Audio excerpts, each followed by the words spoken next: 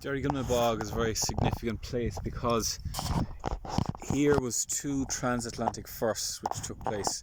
The first being the first commercial radio station or wireless telegraphy from here way over there across to America.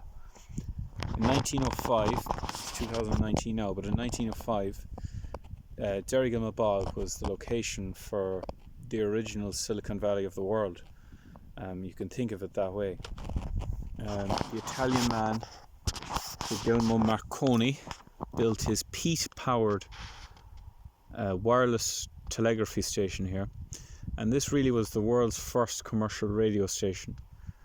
One notable person who worked here was Jack Phillips, who was stationed here before he took up a post as a radio operator on the Titanic. This is such an amazing site, and Aer Lingus erected a white marker down there many years ago for the 40th anniversary, and this lovely monument here behind me of a tailplane of an airplane. And there's a 5k loop you can do all around the bog there, which is highly recommended. And you can go in and you can still see where the condenser house was, where the power station was, where the engineers' bungalows was. And you can, if you're in a helicopter, which I have flown around this bog, you can actually still see where the turf was cut out. This huge vast wasteland now, but it's beautiful, and it's completely vanished from the landscape. And it was operational it was built between 1905 and 1907, and it was operational from 1907 to about 22, or just before. There was another station built in Letterfrack between around 1911 for maybe 2 years, until they figured out how to do a duplex radio, and they closed down Letterfrack. Letterfrack, incidentally, the mass, of course, they're all in Currywungan, but before Currywungan they were actually up on the Diamond. So if you're at Kilmer Abbey, when you look at the Diamond, basically all the Diamond was the mass were there, which is incredible to even try and imagine it. So down there then in 1919, these two guys, who this monument is erected to, John Alcock and Arthur Whitten Brown. Arthur Whitten Brown had never navigated before. He learned how to navigate on his boat sailing across to America a couple of weeks before the flight, and he spent all the time up in the wheelhouse of the boat with the skipper, and the skipper of that boat was the skipper of the boat that rescued the folks in the Titanic. And so he learnt all about his celestial navigation on a boat. So he was a real chancer, you know. John Alcock was an accomplished pilot, and they were successful. A number of aircraft tried to do it, but they were the ones who were successful.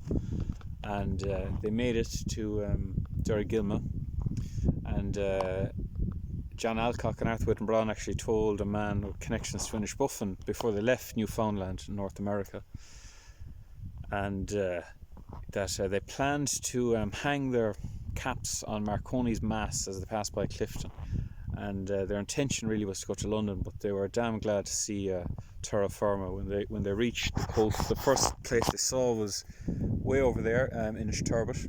They came in over Clifden. They flew around about 250 feet, circled, and then they came back out to Derrygilma, and they thought Derrygilma would be a good place to land. But unfortunately, from the air, the bog was a bit. When they got down on the ground, the undercarriage basically sank, and they weren't able to depart again. But the Alcock and Brown, if they had departed, maybe they wouldn't have been celebrated in Clifden as much. So maybe it was meant to be that they weren't supposed to take off when they landed here. So it's an amazing Wild Atlantic Way feature now, this place, and it's absolutely stunning. And it's the walk takes about an hour and 10 minutes. There's a free car park down there. Go and do it. It's in a figure 8. It's dry, free car park. Everything's free. And there's 6 kind of rain shelters, panels, and if it's raining or windbreakers, you can stand in. And it's a really good place to go to. And so it's two firsts. The first commercial wireless transatlantic radio station in the world, and the first transatlantic non-stop flight by man. And it's an incredible place.